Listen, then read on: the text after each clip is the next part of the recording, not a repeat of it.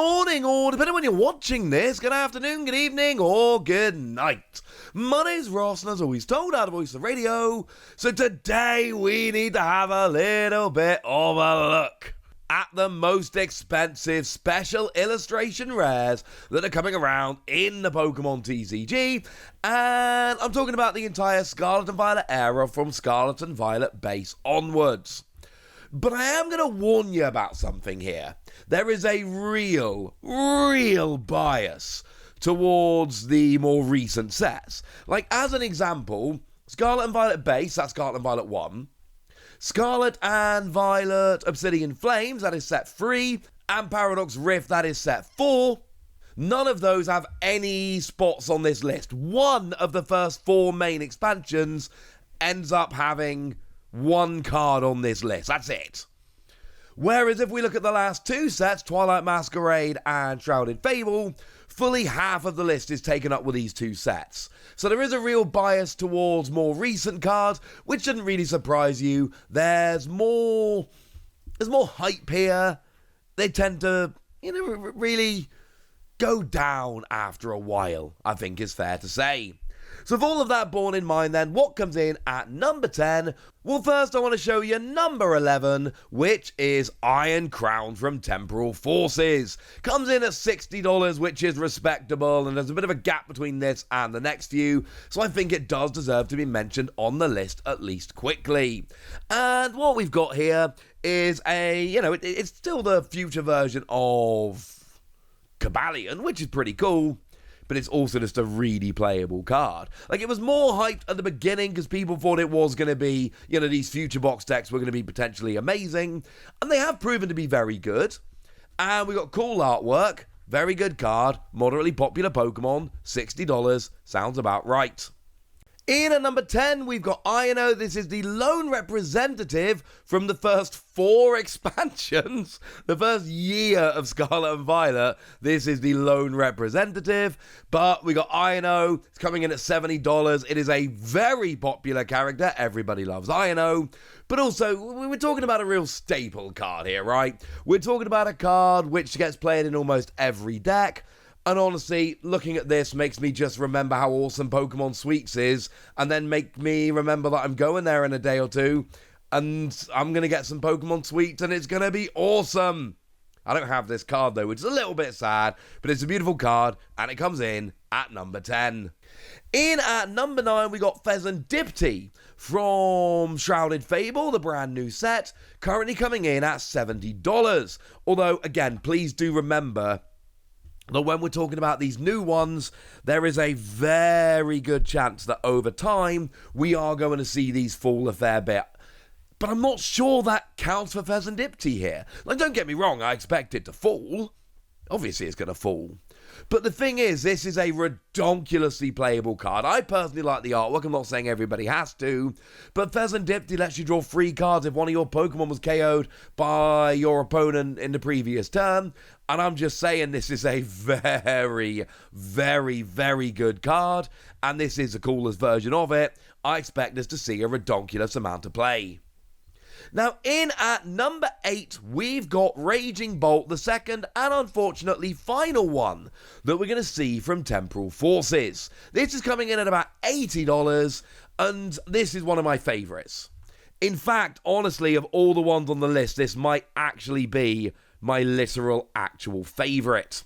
Because what we've got here is, there's another one actually, but it's T0 artwork, it's absolutely stunning. And we've got a ridiculously playable card. Bellowing Thunder for 2 energy lets you discard as much basic energy from your Pokemon as you like, and deal 70 for each card you discarded in this way. It's a ridiculously good Pokemon. It is at the centre of one of the best decks in the format, and looks like that's going to be the case for a while. Plus stunning artwork, $80. Yeah, I get it. In at number 7 is the Mew from Paldean Fates. Paldean Fates gets a couple of cards on this list, which honestly doesn't surprise me. They went hard with that set, and it is awesome. And the Mew is the other one on this list that I would put amongst my very favourite cards. Because what we've got here is, now it's artwork that's actually done by Uzgaman, who's a brilliant follow on Twitter. This is the only card they've actually done. This is the only card that this artist has actually done for the Pokemon trading card game, and yet it is so ridiculously, brilliantly amazing. I'm just kind of sitting around hoping that they'll do another one pretty gosh darn soon. Plus, it is a Mew from 151 that's got a ridiculous attack for free colorless energy, lets you copy one of your opponent's attacks, and it's got an ability that lets you draw until you've got 3 cards in your hand. So, make no mistake about it, this is a redonkulously good card, and it's redonkulously good artwork, and you put all of that together and you're like, yeah, you know what? I kind of get it. This makes perfect sense to me. Also $80, but generally trending higher than Raging Bolt, which is why it's at number 7, despite the fact it's the same price as Raging Bolt. In at number 6, we have got ourselves Carmine, which generally comes in at about $90. This is one of the ones from Twilight Masquerade, of course, very new set, just came out.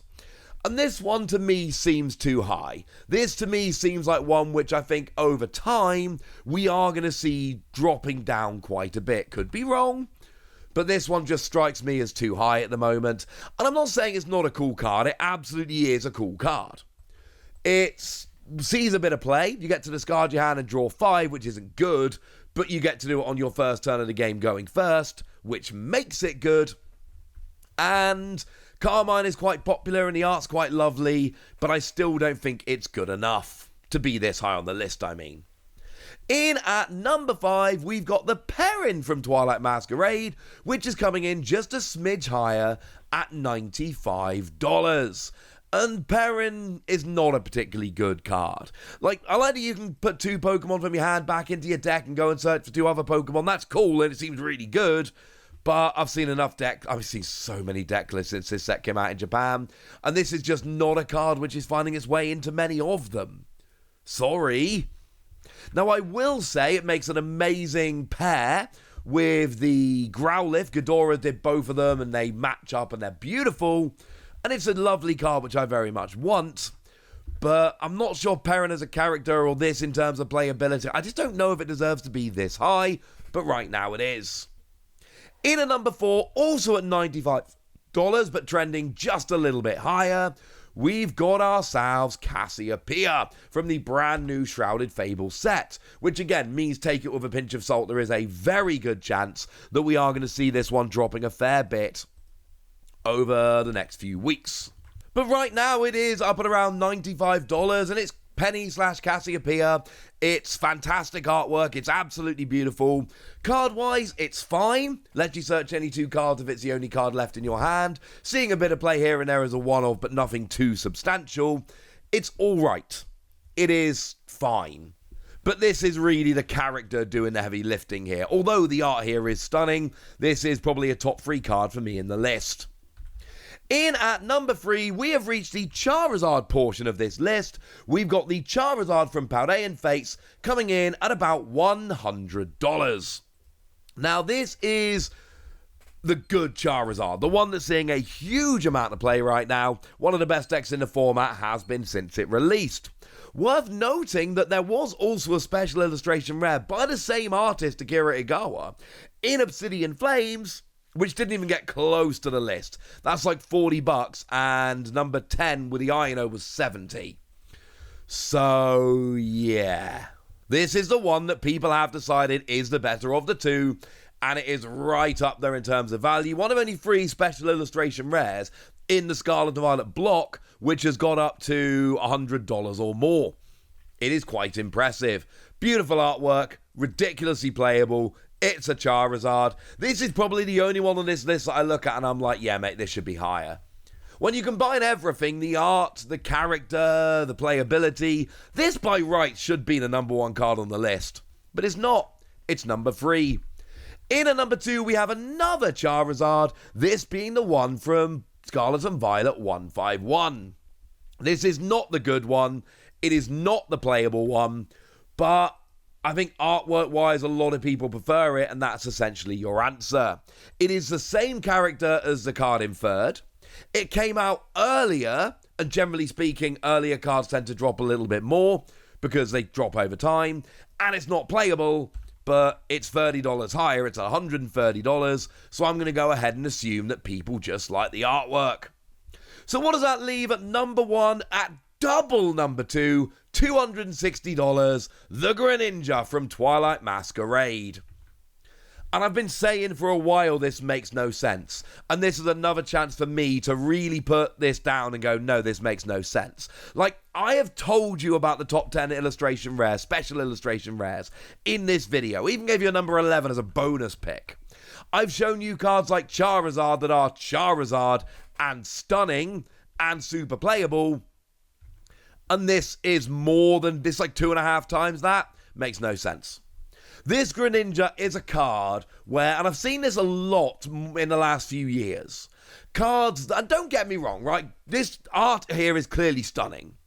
And Greninja is a popular character featured heavily in the anime. And although the card isn't ridiculous, it is, let's be clear, a good card that is seeing playing success over in Japan right now. So I'm not saying this isn't good. I'm saying it is not as good as some of the other cards on this list.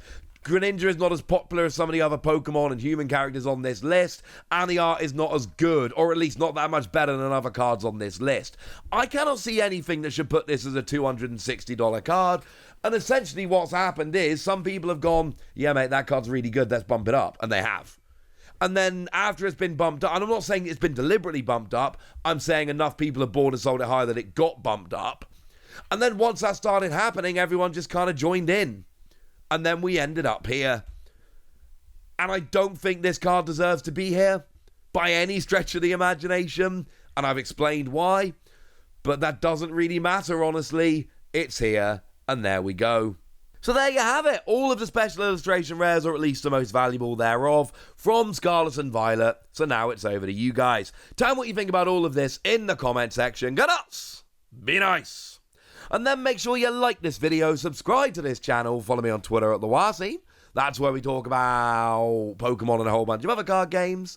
And please do consider checking out patreon.com/PTCG Radio, where you can support the channel, get some bonus podcasts and all kinds of fun things.